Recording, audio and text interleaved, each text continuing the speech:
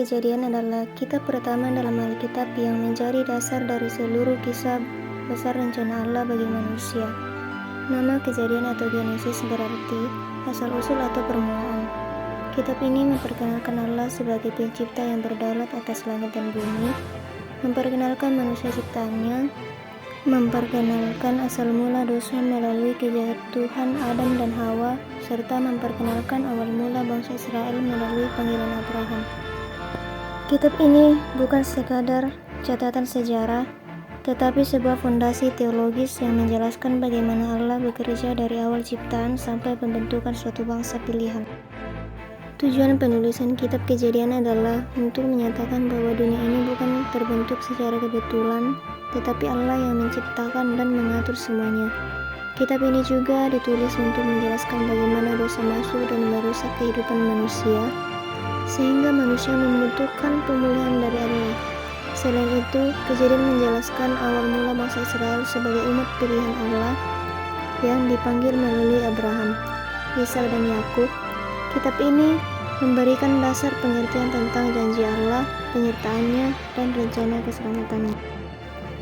Tradisi agama Yahudi dan Kristen menyatakan bahwa penulis kitab Kejadian adalah Musa.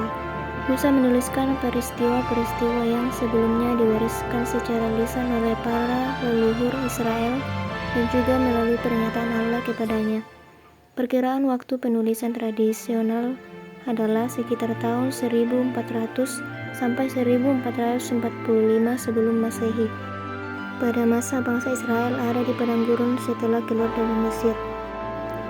Karena itu, kitab Kejadian menjadi pengajaran dasar bagi bangsa Israel untuk mengenal jati diri mereka sebagai umat Allah. Tema utama kitab Kejadian adalah Allah sebagai pencipta dan Allah yang memulai rencana penyelamatan melalui perjanjiannya dengan Abraham. Dari penciptaan, kejatuhan manusia, bencana air bah, sampai panggilan Abraham, semuanya saling terhubung dalam satu garis besar. Allah tidak meninggalkan manusia, tetapi Allah bekerja memulihkan, membentuk, dan menuntun umatnya. Peristiwa-peristiwa dalam Kejadian dimulai dari penciptaan, dari pasal 1 sampai pasalnya yang kedua, kejatuhan manusia di pasalnya yang ketiga, kisah Nuh dan air bah pada pasalnya yang ke-6 sampai pasalnya yang ke-9, panggilan Abraham di pasal 12, kemudian kisah Ishak, Yakub, dan akhirnya kisah Yusuf di Mesir dari pasal 37 sampai pasalnya yang ke-50. Salah satu tokoh penting dalam Kejadian adalah Yusuf. Yusuf adalah anak Yakub dari Rahel. Yusuf dikasihi oleh ayahnya lebih dari saudara-saudaranya. Karena itu, saudara-saudaranya menjadi iri hati, terutama setelah Yusuf mendapat mimpi dari Tuhan yang menggambarkan bahwa suatu hari dia akan ditinggikan.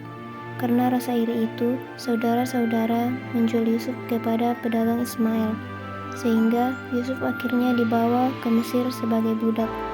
Meskipun dibuang dan dijauhi, penyertaan Tuhan tidak pernah meninggalkan Yusuf. Di Mesir, Yusuf bekerja di rumah Potifar. Tuhan membuat segala pekerjaan tangan Yusuf berhasil sehingga dia dipercayakan mengurus seluruh rumah Potifar. Tetapi, kemudian Yusuf difitnah oleh istri Potifar. Yusuf menolak godaan dosa, namun karena fitnah itu, ia dipenjara padahal dia tidak bersalah. Dalam penjara pun, penyertaan Allah tetap nyata. Yusuf dipakai Tuhan untuk menafsir mimpi pejabat-pejabat istana Firaun.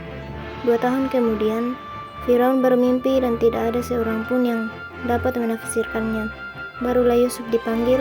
Yusuf menafsirkan bahwa akan ada 7 tahun kelimpahan dan 7 tahun kelaparan. Firaun melihat hikmat dan karunia Allah dalam diri Yusuf dan mengangkat Yusuf menjadi penguasa kedua setelah Firaun. Di masa kelaparan, saudara-saudara Yusuf datang ke Mesir untuk membeli gandum tanpa mengetahui bahwa Yusuflah orang yang memerintah. Pada waktunya, Yusuf menyatakan dirinya dan bukan membalas sakit hati tetapi justru mengampuni saudara-saudaranya. Yusuf berkata, "Memang kamu telah mereka-rekakan kejahatan terhadap aku, tetapi Allah telah mereka-rekakannya untuk kebaikan." Dari sini terlihat bahwa Tuhan memakai proses yang berat untuk mengangkat Yusuf, untuk menyelamatkan bangsanya dan untuk menyelamatkan banyak orang dari kelaparan. Kisah Yusuf mengajarkan bahwa Allah bisa memakai penderitaan sebagai bagian dari rencananya. Proses tidak enak tidak berarti Allah tidak bekerja. Yusuf tetap setia, jujur, dan takut akan Tuhan dalam setiap keadaan, baik saat jadi budak, saat di penjara, maupun saat menjadi penguasa. Yusuf juga mengajarkan tentang kekuatan pengampunan. Kerusakan keluarga tidak harus diakhiri dengan balas dendam, melainkan dapat dipulihkan melalui kasih. Kisah Yusuf menegaskan bahwa apa yang manusia maksudkan untuk kejahatan bisa Allah putar menjadi kebaikan. Karena itu, pelajarannya bagi kita, tetaplah setia, tetap pegang integritas, dan tetap percaya bahwa Allah tidak pernah salah mengatur jalan hidup kita. Jadi, secara keseluruhan, kitab Kejadian memperlihatkan bahwa Allah adalah pencipta yang berdaulat dan bahwa rencana keselamatan dimulai jauh sebelum manusia menyadarinya.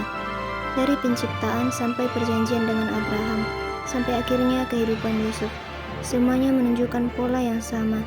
Manusia sering gagal, tetapi Allah tidak pernah gagal. Tuhan tidak hanya menciptakan dunia, tetapi Ia juga memelihara dan mengatur sejarah dengan tujuan. Yusuf menjadi contoh nyata bahwa kita boleh menghadapi proses yang pahit, dikhianati, difitnah, dan ditinggalkan. Namun ketika kita tetap takut akan Tuhan, Allah dapat memakai setiap proses itu sebagai jalan menuju rencananya yang besar. Kejadian mengajarkan kepada kita bahwa hidup ini bukan kebetulan, ada tangan Allah yang memimpin. Karena itu, respon terbaik kita adalah setia, percaya, dan taat kepadanya.